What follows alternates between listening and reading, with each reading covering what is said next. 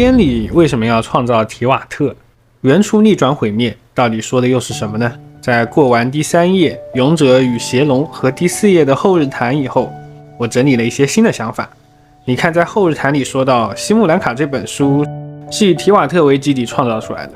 如果这是一种暗示或者说是隐喻，那么当下这个有着虚假之天的提瓦特应该就是某个世界的映射，比如说有着真实星空的提瓦特。然后参考魔女 M 写下杜林的原因。我知道 B， 你和我说过了，是个遗憾的故事。所以他在西木兰卡中写下了杜林，想看是否存在另一种可能性。现在剧情给我们展现了另一种可能性，就是玩具杜林受到祝福进化了诅咒，变成了一只无害真实的小飞龙。而3位女神在创造这个世界的时候，她们本就希望其中的居民能自己醒悟，然后去开拓出自己的道路，创造自己的故事。所以把遗憾写进故事，把故事变成世界，走出不同的时间线，然后去改变现实中的遗憾。这大概就是3位魔女创造西木兰卡这个童话世界的目的之一。那按照这个目的，如果我们把西木兰卡换成提瓦特，3位女神把它融合成天理，天理为什么要创造提瓦特？很显然就是天理也希望在提瓦特的循环中，里面的居民可以走出毁灭，走出不同的时间线，然后去改变真实提瓦特的毁灭。我觉得这就是所谓的原初逆转毁灭。然后我们再结合星轨王城的交互游戏来解释一下提瓦特中的循环。当没有人给这个箱子打上胶水的时候，那么这个箱子就会掉下来，砸中下面的小人。这个时候女神的魔法就会发动。下一次如果还是没有人来打上胶水，那么魔法就会继续发动，直到我这个外人给他打上胶水，然后一切才往好的方向去发展。我觉得通过这些解谜，它就很形象地表现出了虚假之天中提瓦特的循环，或者说解除提瓦特循环的方式。就有一点类似于《源代码》这本电影，不停地在8分钟里找到炸弹客，如果找不到的话，这个世界就会不停地重启。所以说不定真实星空下的提瓦特正在打第3次王座战争，然后天理眼看着打不过了要没了，立马创造了一个小尺度的提瓦特，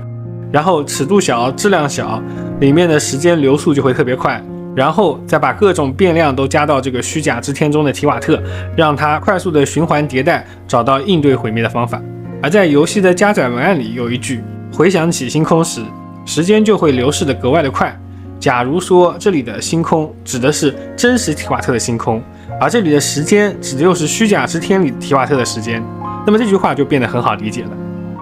那么当虚假之天的提瓦特从内部被打破之后会发生什么呢？我觉得这就要看小杜林和雪山杜林在后续的剧情上如何处理了。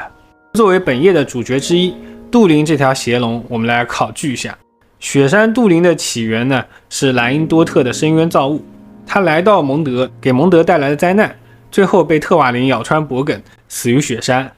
那么这条魔龙在 1.0 大版本的时候就进行了大量的铺垫，龙脊长枪、斧直之剑还有天空系列的武器上都写着关于他的故事，区别就是视角不同。天空系列武器的故事中描绘的杜林是被琴声吸引，是嫉妒蒙德的光荣，是带着破坏蒙德的目的来的。而龙脊长枪和斧直之剑上，杜林和厄里纳斯一样，都属于体积很大，刚出生，带着交朋友的目的跑到各个国家，结果因为本身深渊体质，去哪里都造成灾难，就被消灭了。而不管是杜林还是厄里纳斯，他们都没有憎恨消灭他们的人类，更多是表达出了无法相处的遗憾。而西木兰卡中的玩具杜林也是一样的，因为诅咒的问题，所以当地的居民都害怕他，驱赶他，然后在剧情中受到众人的祝福之后，诅咒被净化了，之后开始融入本地和赎罪的旅途。那么在西木兰卡的这个时间线里，杜林就是 good ending。 到了后日谈中，魔女 B 也就是巴比洛斯预言了莱茵多特的孩子会复活，阿贝多又提到杜林的心脏有复苏的迹象，这个 flag 一立呢，杜林肯定是会复活的。而且莱茵多特的孩子可不止杜林一个，还有厄里纳斯，甚至更多的深渊造物。那这就为未来的战斗做了一些铺垫，到时候阿贝多、杜林、伞兵会如何去处理这只雪山的魔龙，就有很多悬念了。而雪山杜林作为一只本性不坏但身上有深渊力量的魔龙，当务之急就是净化它，净化之后对于人和环境就没有危害了，还能成为战力，收为己用，能给己方在大战中增加实力。那么净化深渊之力这件事儿，在提瓦特你能净化他吗？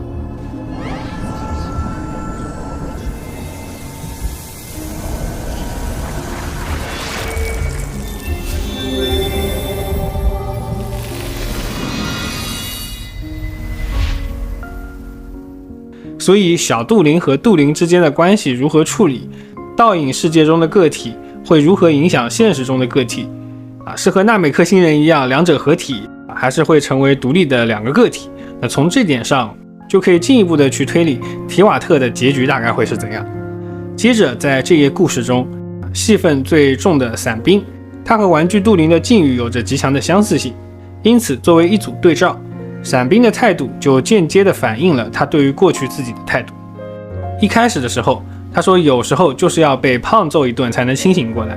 这里指的是虚迷企图成神的自己。而当倾听了玩具杜灵的心声后，他能感受到玩具杜灵因为外界对他的否定，导致他自己进入到自我否定的状态，陷入了迷茫和恐惧的情绪，于是产生了攻击行为。因此他说任何人都不能定义你是谁，任何人都不能否定你的心，回想起自己的名字吧。那这种自我肯定在以前伞兵身上是看不见的，因为过去的伞兵也是用对外的攻击性来掩饰自己内心的弱小，尝试用外力来证明自己存在的价值。而现在伞兵能说出这番话，说明他开始逐渐正视自己过去犯的事情。那么当有一个和自己非常相似的个体出现的时候，伞兵产生了拯救的念头，这种拯救除了拯救对方，更多也是想自我救赎。当玩具杜灵变成小杜灵的时候，伞兵说到要去赎罪，去填平脚印，去送人回家，说明他对于如何悔过自新，重新开始有了清晰的认知。